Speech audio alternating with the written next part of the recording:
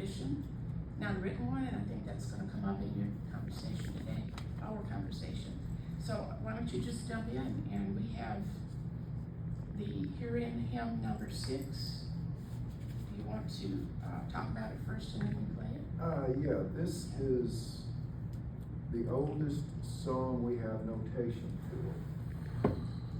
We know that there were songs that go back probably to prehistory, that they discovered this a few years back. It dates back to about 1200 BCE. And Everyone here, Jake, okay, by the way? Yeah, I don't know if this is. All right.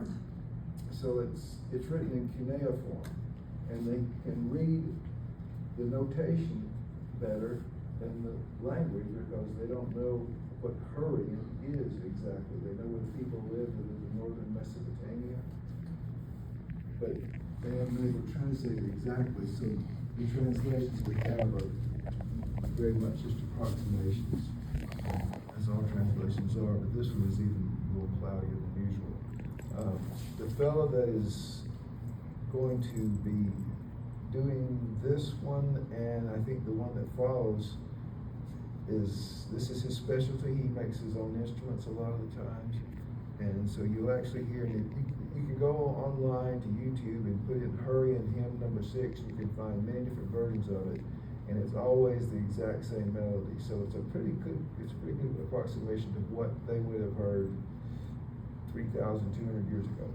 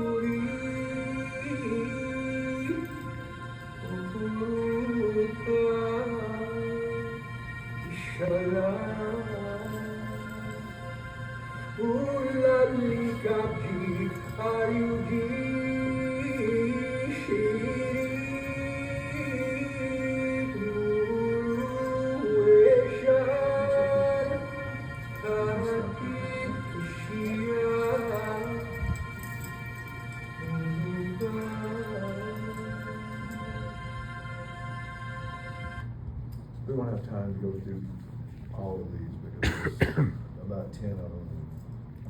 We'll be here till about 1:30. I don't think you want to stay long. The next one is from the Epic of Gilgamesh, which is actually considerably older than what we just heard, but we don't have any notation for it. So we do have bits of the text that go back 2,500 BC, so 4,500 years ago. But we don't know what it sounded like when it was sung, but it was definitely sung.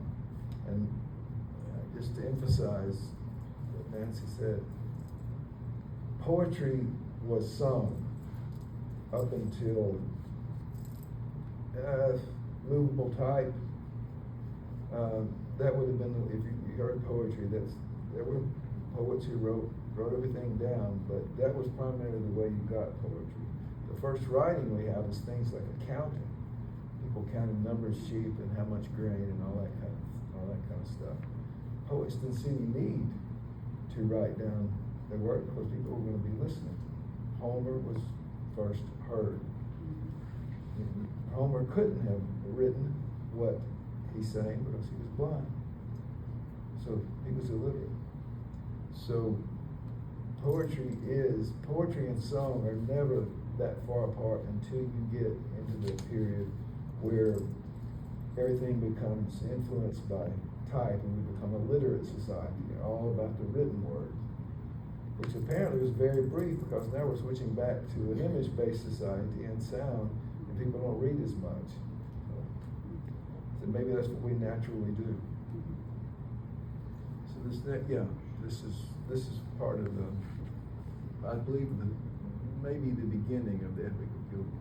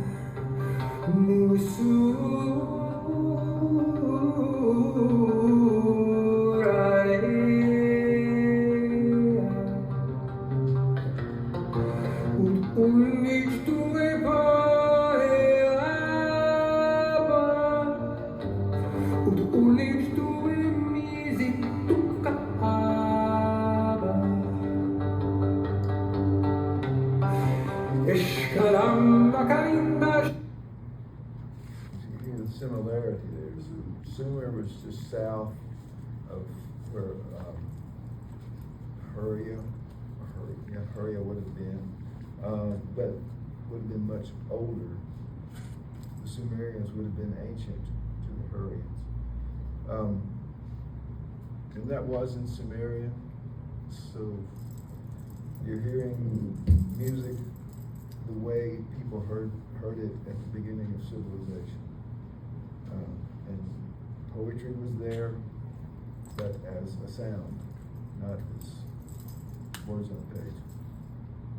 The next one is from China. I wanted to go as far afield as we could, and this one dates back to somewhere between 1200 and 200 BCE. It's called Vines in the Wild.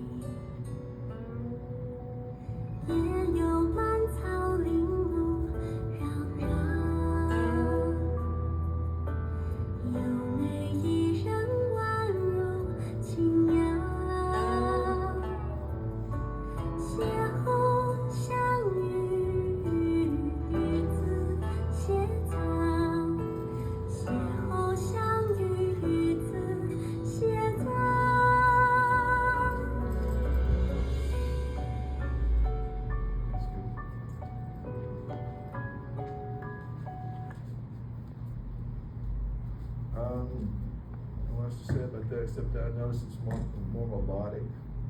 And seems like as you come further close to modern time, it becomes more melodic. The early stuff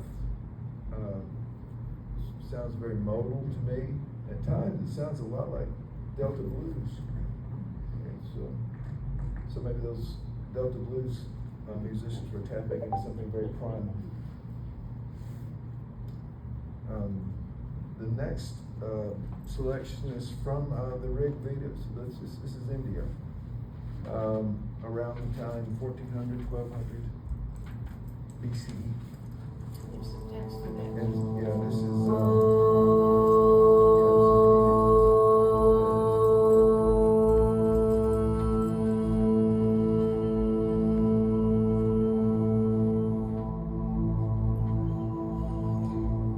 यज्जाग्रतो दूरमुदैति दैवं तदु सुप्तस्य तथैवैति दूरङ्गमं ज्योतिषां ज्योतिरेकं तन्मे मनः शिवसङ्कल्पमस्तु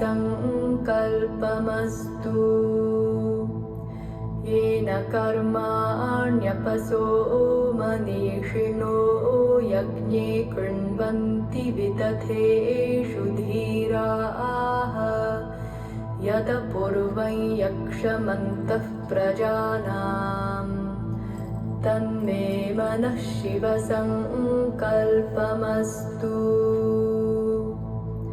यत् What leapt out at me about this was how similar it reads to a lot of things that we have in our spiritual traditions now. So this spiritual tradition, of course, is still very active. Hinduism is still, but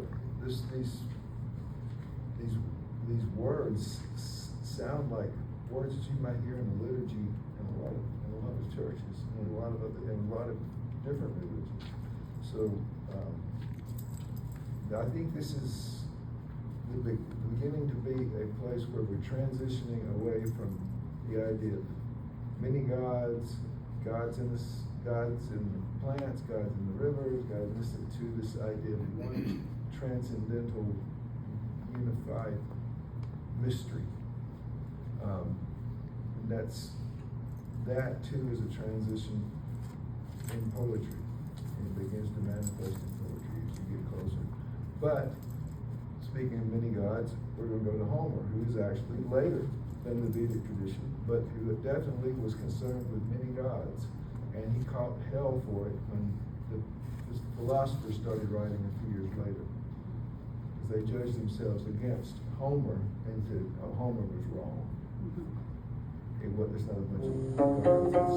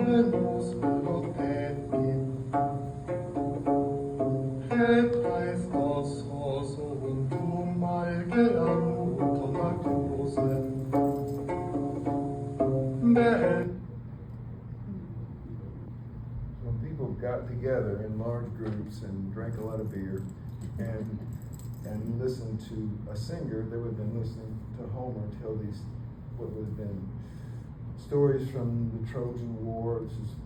This is from the Odyssey, so just after the Trojan War.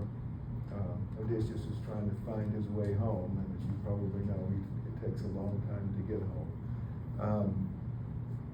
That would have been from around the 8th century, 7th, 8th century BCE, talking about something that happened centuries before, and something, the Trojan War, which many scholars said, never happened, never happened.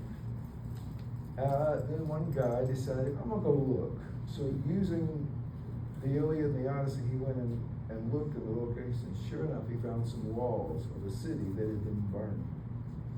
And then the archaeologists came in and started digging around and said, you know, he's right, this is Troy. So Homer wasn't lying.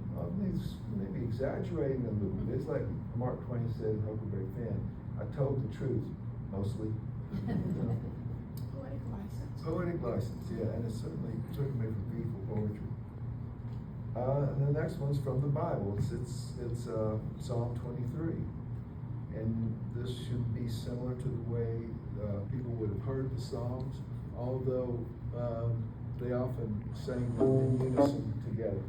It was the Psalms are the hymnals of the ancient Jews.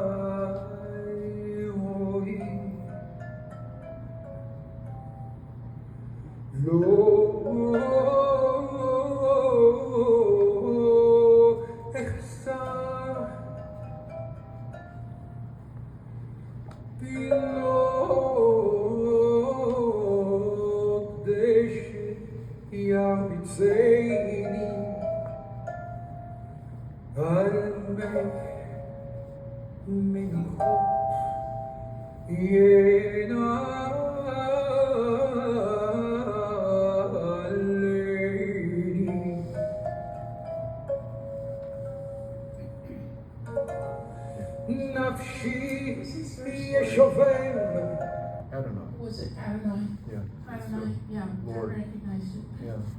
It's the word they use in place of Yahweh, because they thought the word, the name of God was too sacred to say. So It doesn't mean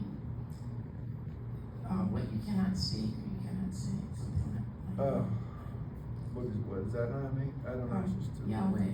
Oh, Yahweh, The name. the etymology is a little tricky. They think it has, well, the first time it appears is when Moses is with the burning bush and he asks the voice in the burning bush, you telling me to go talk to these people and talk to Pharaoh and tell him to set the people free? Who is sending me? And the bush says, I am that I am, or I will be what I will be. And in the translation, we don't know exactly. And then he says a little bit later in the passage, tell them I am is sending you, which means be, just being itself is sending you. And that is the place we really begin to move away from the idea of many gods to one God, and the idea that God, or whatever this mystery is the ground of all being. And it's right there in that spot. You can point right there and say that's where people have the concept. Now, when it was written, some people want to tell you it was written that Moses wrote it 1500 BC or somewhere in there, and the scholars go, nah, it's not. It was probably written 600 or 700 years BCE. So by the time it was written, it would have had plenty of time for early Judaism to move away from the concept of many gods toward there being a single God. But ancient Judaism never really abandoned the idea of there being many. Even God might manifest in many ways or through many names, through angels or whatever. But there were shrines in the temples for a goddess. So it's something that we don't. I think the problem too, if you can imagine, we're always talking about God, He, and that's always in the Old Testament, God, He, New Testament too. God, he. And the ladies at some point must have said, hey, didn't we used to, God is, wasn't that? And it's in Jeremiah where he has a debate after the beginning of the exile, Babylonian exile. And Jeremiah is hidden out in Egypt at the bequest of his friends. And you better get down there, because if you don't, they're going to take you away. And he's having a debate, and he said, look, you people were worshiping that goddess, Ashtaroth, and that's why we're in this trouble. And they said, oh no, we worship her for a long time, and you come talking about this one God business, and then everything hits the fan. So, and Jeremiah said, fine, I'll just leave it where it is. You can make of it what you want to. You can have your goddess. And so they did.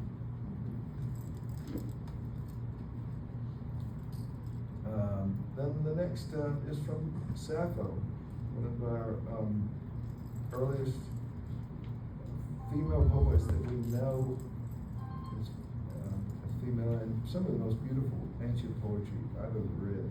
She's really excellent.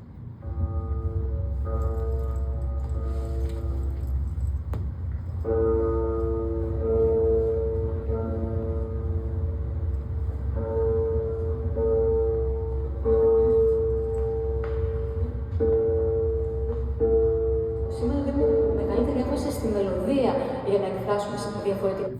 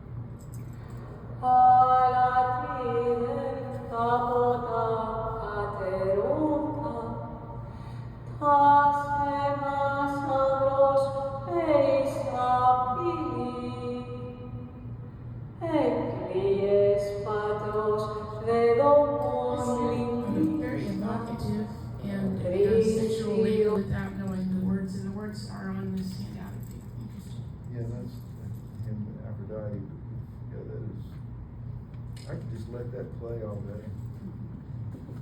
She reminds me of, the music reminds me of Hildegard von Bingen. Many years later, Middle Ages, wrote a lot of music that sort of generates the same spirit. And I do, because we have so much of Hildegard, you can just tell your whatever your device is to play Hildegard von Bingen, and it will play it, and it will go for hours, and it will just fill the room with this sense of the sacred. So Sappho, Hildegard, and kind of staying with the theme of great women poets, we thought it was probably a good idea to hear something from Emily Dickinson, who is, in my opinion, the best of the American poets.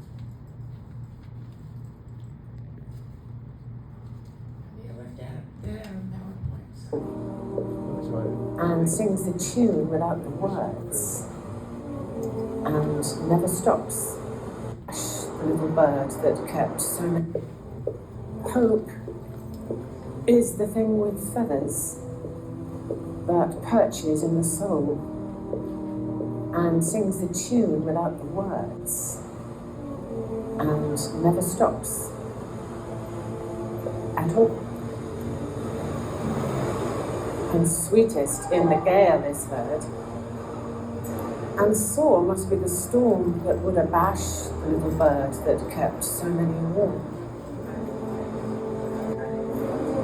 I've heard it in the chillest land and on the strangest sea, and never in extremity it asked a crumb of me. Hope is the thing with feathers. She just repeats it with a bit more emphasis. Jake, I just brought this up to us because I had sung this as an anthem at my youth church in Detroit and loved it. It was so much fun, but I just wanted to interject it. So I found it as music as well as poetry the first time. And Emily is from that period when you poets were mostly writing their work, and if you wanted to get Emily's poems, well, if you wanted to get Emily's poems in a lifetime, good luck. I think 3 of them were published. But a little bit after that, people discovered it and edited it, messed it up, did it wrong, screwed it up, gave it titles. Her poems had no titles. The only punctuation she used was a dash. Finally, in the past 30, 40 years, they made it available. You can get it the way she intended for it to be read. But it was to be read. She wrote mostly in the quiet of the room. So as we hear Emily now, we don't know if it was what she would have, the way she would have performed it, or if we're bringing a modern translation into it. But there's no denying the words are powerful. And speaking of someone who can put words and music together, let's listen to Joni Mitchell.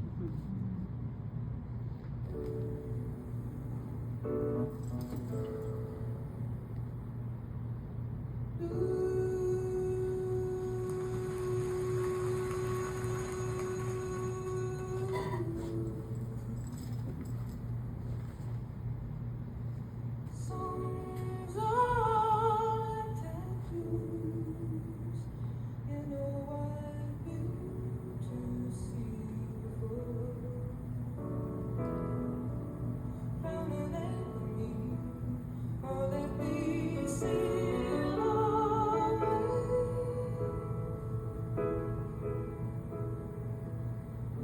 Hey, there is a song for you to ignore.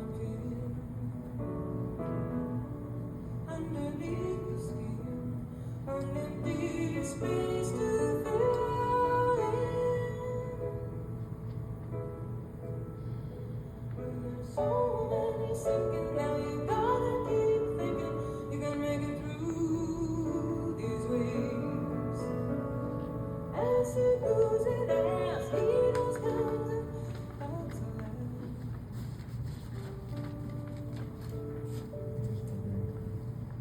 It was the 60s after all. This was happening at the time. And this is a spot where Nancy and I have talked a lot, because this is really lyrics as poetry.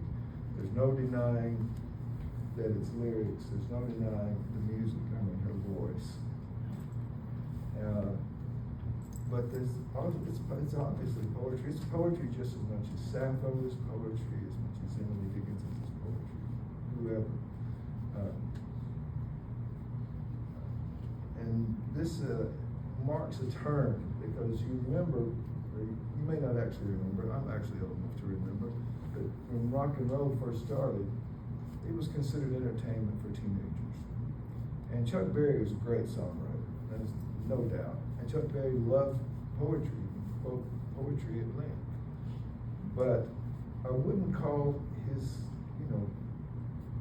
Maybelline or whatever, it's really good song, but maybe he doesn't quite reach the mark of poetry. I don't think he would say that either. He would call it songwriting.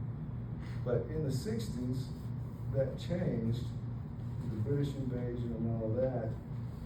The Beatles realized we have all this attention. We should do something with it. And they also heard Bob Dylan and Leonard Cohen, and thought, maybe we should write something a little more serious. So when the Beatles started writing serious songs, Strawberry Fields Forever, or I Am the Walrus, or Eleanor Rigby, people began to pay attention to the lyrics of songs as poetry. And then when Joni comes along right about the same time, you hear someone who was a poet turning her poems into music. Leonard Cohen was a poet first, was an award-winning poet first, and I think Judy Collins convinced him to sing some of his work. so Leonard Cohen became a songwriter. But you listen to Leonard Cohen, you know you listen to a poet.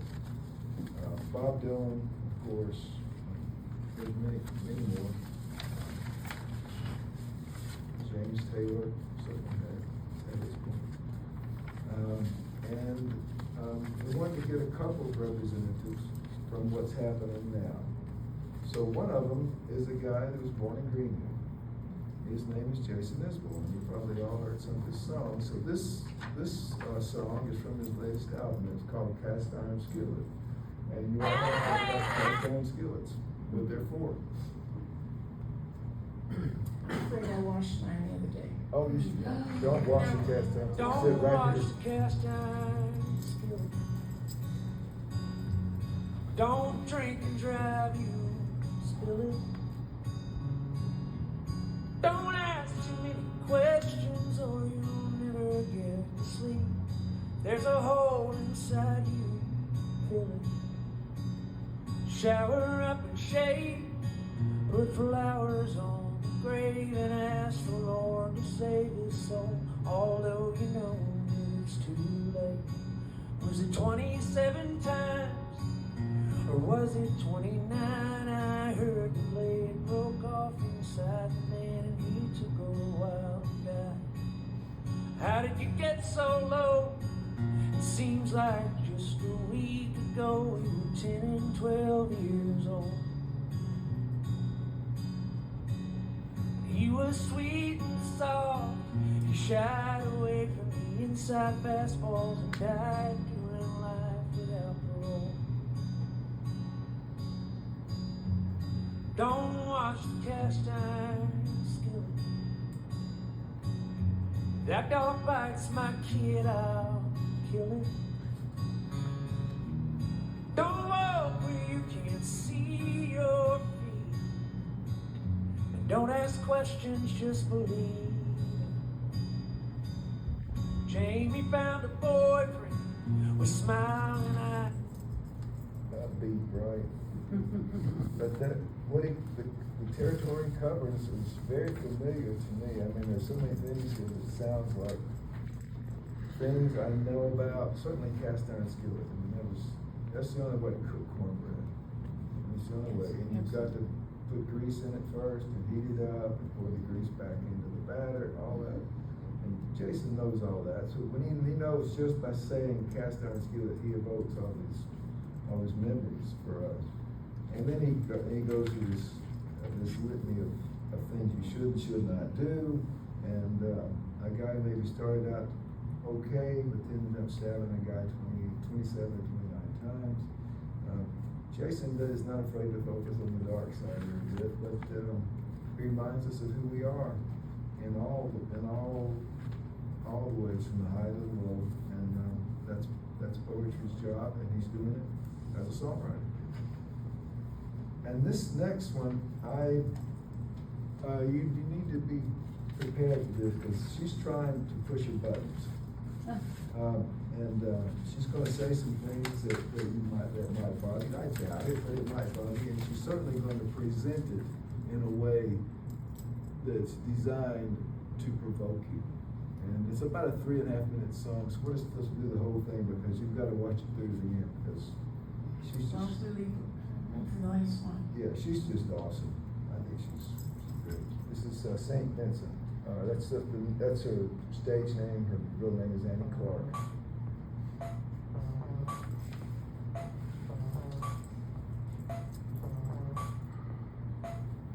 On the street, I'm a king-size killer.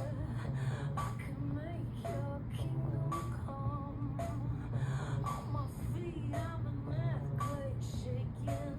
So open up my little one. Hey, what are you looking at?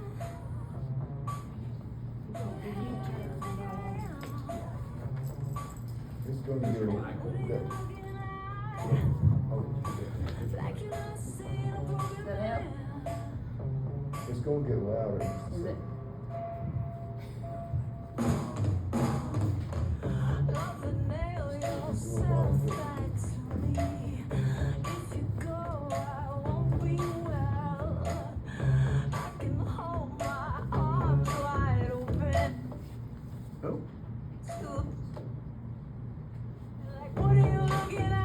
Who the hell do you think I am? Hey, what are you looking at? Like you've never seen a broken man. You switch back to the Yeah. fun to watch. But how do you see me now?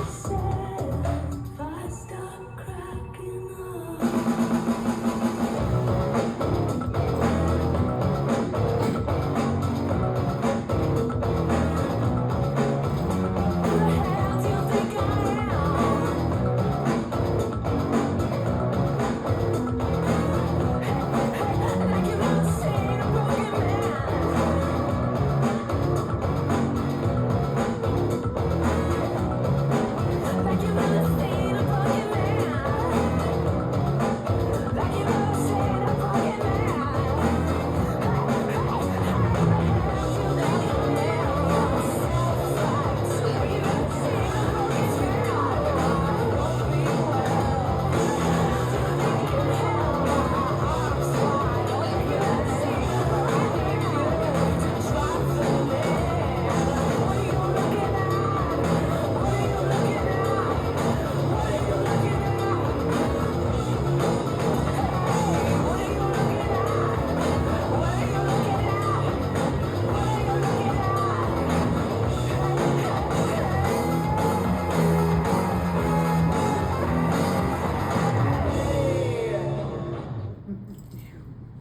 So I wonder what Emily Dickinson would make of that. Kenna said Annie Lennox meets the Talking Heads. Yes. Her album, All Born Screaming, is out now, here with the song Broken Man.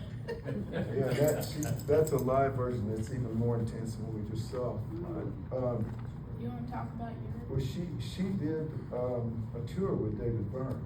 Oh, yeah. That's where it's back to 2010, 2011. That's where I'd heard of her, but I'd never listened to her. And I said, well, she's with David Byrne. I'm gonna check it Yeah. out. Is she still recording now?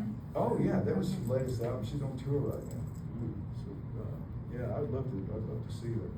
But you can see there the poetry, and I mean, on the street I'm a king size killer. I can make your kingdom come. That's pretty good. On my feet I'm an earthquake shaking. So open up my little one. Lover, nail yourself right to me. If you go, I won't be well. I can hold my arms wide open, but I need you to drive the nail. So she's playing with this Christian baggage that we all carry around, and said, "What are you looking at?" At the end, her clothes are burned off, has a shot of her breasts, and she said, "What are you looking at?" So she's testing us. She's testing our values and asking us to question our values and our prejudices and our biases. So she's doing, in my opinion, she's doing the work of a poet. It wasn't, well, the prophets, Jesus himself said, the prophets, you killed the prophets because they challenge you. And they did. The prophet said, look, you're up here sacrificing and doing all these things you think are right, but people are starving in the streets. And they didn't like the prophets for that. Jesus lived that. You say, well, so they killed him. So it's a poet's job to challenge the system. And Emily Dickinson definitely does this. If you read her, you realize she's challenging your assumptions about the way things are supposed to work. So does Jake Berry. Okay, yes. And Well, I'm I'll making let stuff you with talk that. about Okay. that. He's just fighting me here.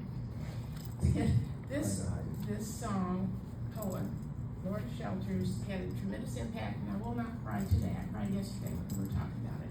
But I will tell you that I heard it, and I wasn't even sure what I liked about it. It was first tonal, it was tonal, I think. And then I started looking at the words, and it is, to me, about redemption and survival through hard times.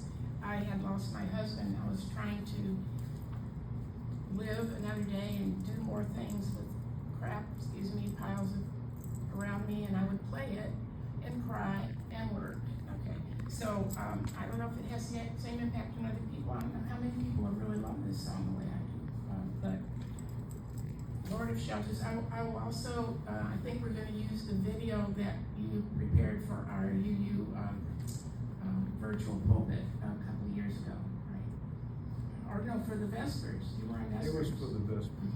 In October of 21, if anybody's on that list, you can go back and see what he did. So here it is. I love the visual. I'd like to play the whole thing through. 5, almost 6 minutes. So. And you'll probably see local Yeah. geography.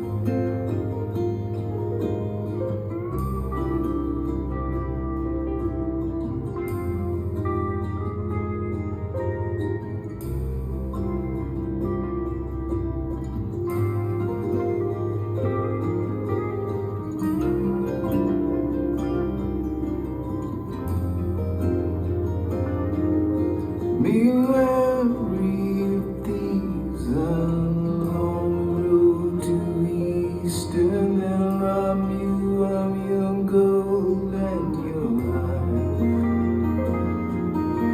And the terrible machines the southern wind unleashes to harvest every seed laid to ground. You're better off with the exile clans, fire keepers in banishment, whose cards are dealt to tell the truth, even when they lie.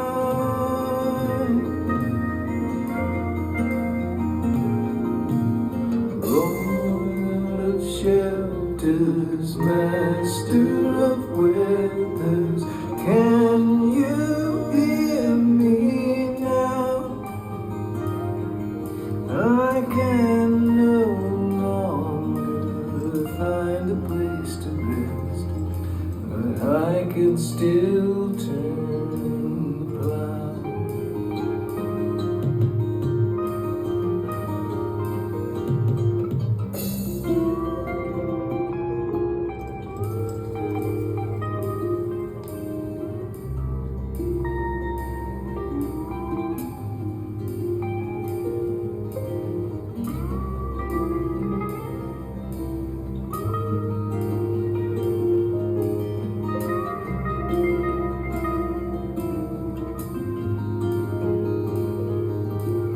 If you feel a serpent crawling up your back, or cold beneath your feathered hunting gown, the eagle will deceive you, no swan will whisper poison. Don't let him take you down to silver maple dams nailed against the sky. The veil is torn, dust fills the afternoon. The tapestry of death quickly comes unraveled when the maker shakes the hands that work the loom.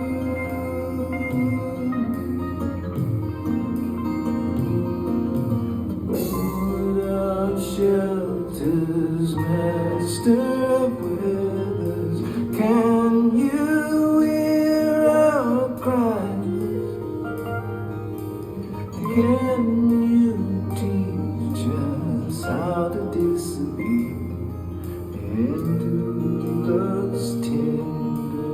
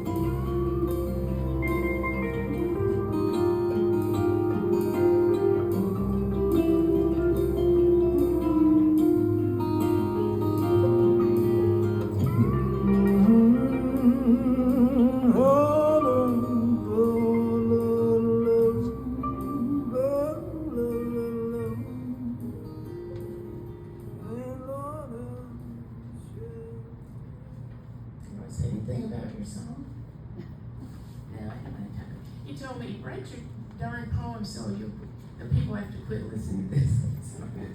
But I haven't done that yet. I don't know, Jake, that was beautiful. thank you.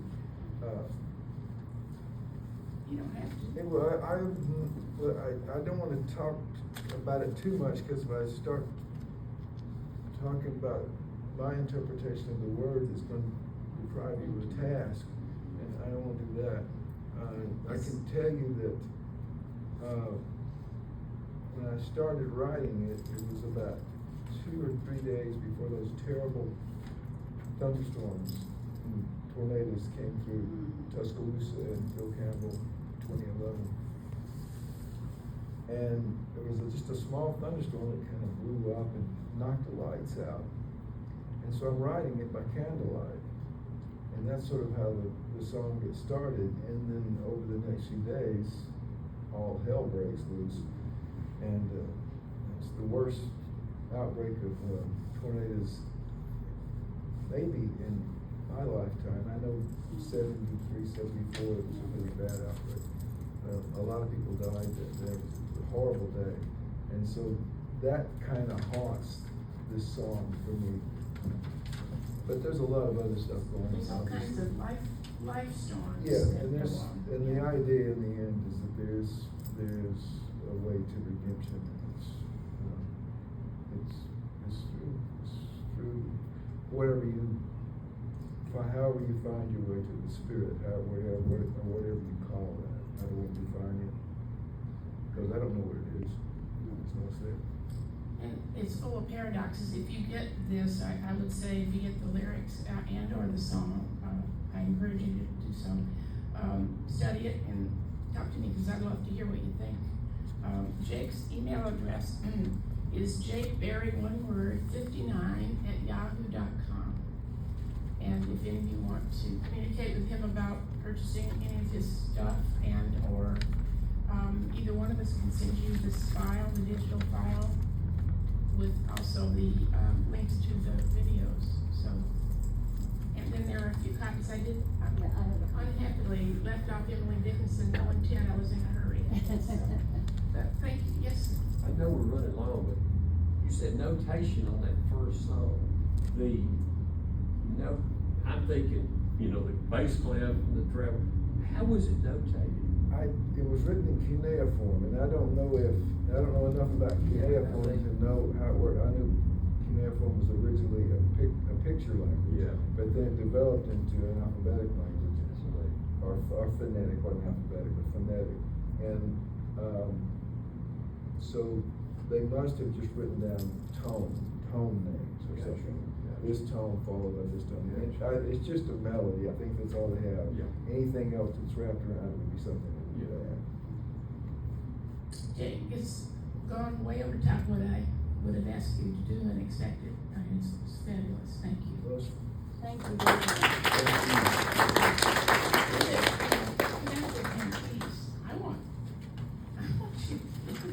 I want your name and rights, but I should just shut up about that. You have me killed. she said that yesterday, and I said, I'll take the money. Is she your agent, Jake? I think she's gonna be. Yeah, I haven't got a penny yet. You haven't got? You did say